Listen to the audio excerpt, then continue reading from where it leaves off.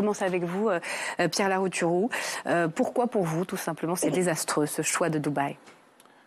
Parce que est-ce qu'on accepterait qu'un fabricant de cigarettes organise un congrès de lutte contre le cancer?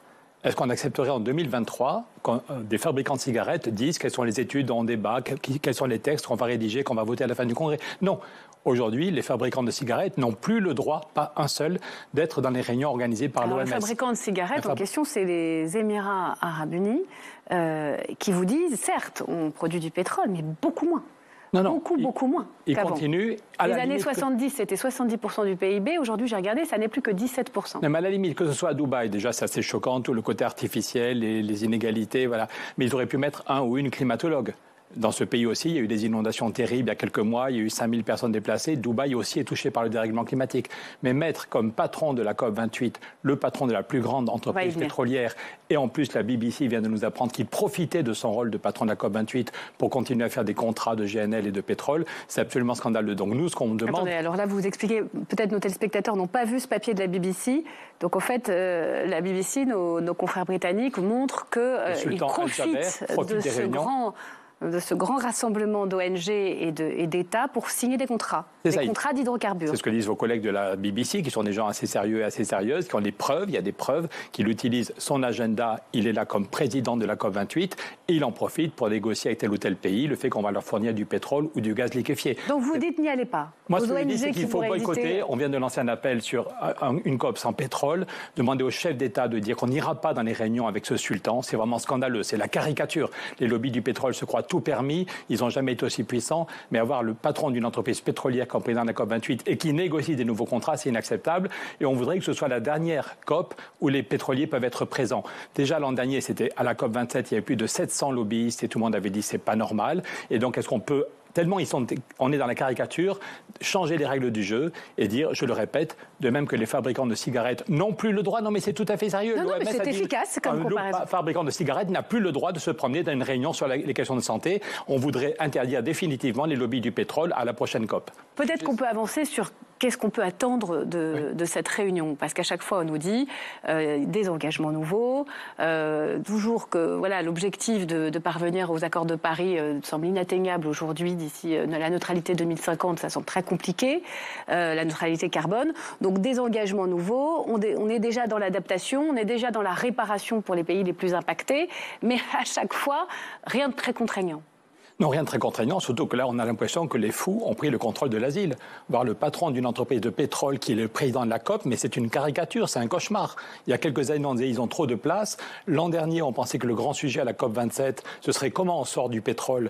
Parce qu'il y avait eu un rapport qui avait fait beaucoup de bruit. La plus haute autorité mondiale, l'autorité internationale de l'énergie, l'Agence internationale de l'énergie avait dit il faut stopper tous les nouveaux forages de pétrole, en disant on a encore besoin d'essence pour nos voitures, mais avec les forages existants, il y a assez de pétrole pour les 20 ans qui viennent. Et donc la plus haute autorité mondiale avait dit il faut stopper tous les nouveaux forages de pétrole. Donc on pensait il y a un an que ce serait le grand sujet de la COP27.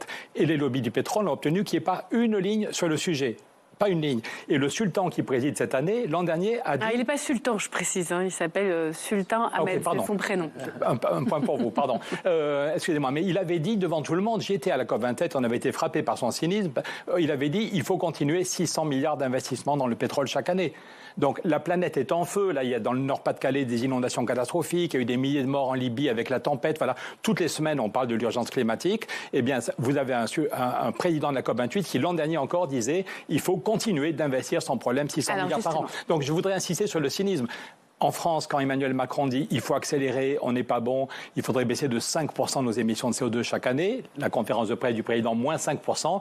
3 jours plus tard, Patrick Pouyanné, c'est un immense doigt d'honneur, M. Pouyanné nous dit que Total va faire plus 3%, le contraire de pétrole chaque année. Le président dit il faut faire moins 5% chaque année, moins 5%, et le patron de Total dit je continue à faire de plus en plus de forages, plus 3% chaque année. C'est un cynisme terrible. Et au niveau européen, j'arrive de Bruxelles pour votre émission, il y a 30 ans, il y avait un grand projet, il y avait deux grands projets européens européen, mettre en place une écotaxe et aller vers une ville sans voiture. En 91, il y avait l'idée qu'il fallait faire des transports en commun efficaces, des vélos. J'ai découvert ça récemment. Et ce sont les lobbies du pétrole. On a la preuve que Elf et Total avaient envoyé des gens pour dézinguer ce projet, jusqu'à pousser le commissaire européen à la démission.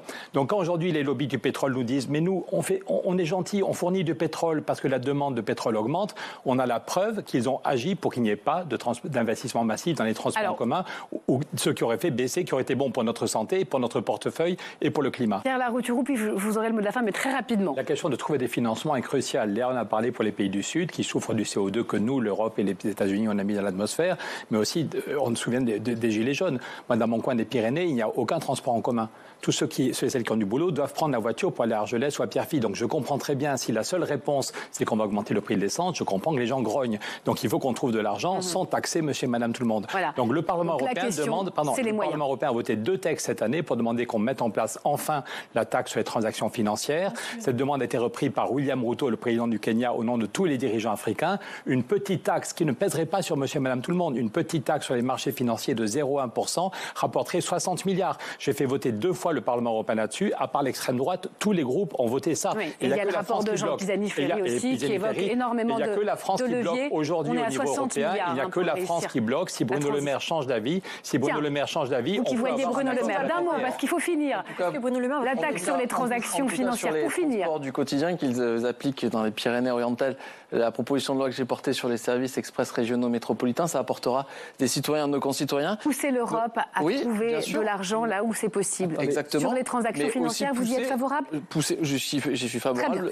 C'est pas la première fois que je m'exprime. Mais il faut aussi que les autres pays s'engagent, comme la France l'a fait, sur la fin de l'exploitation et l'exploration d'hydrocarbures. Et là, vous êtes tous d'accord là-dessus. Les centrales à charbon, comme nous l'avons fait en France.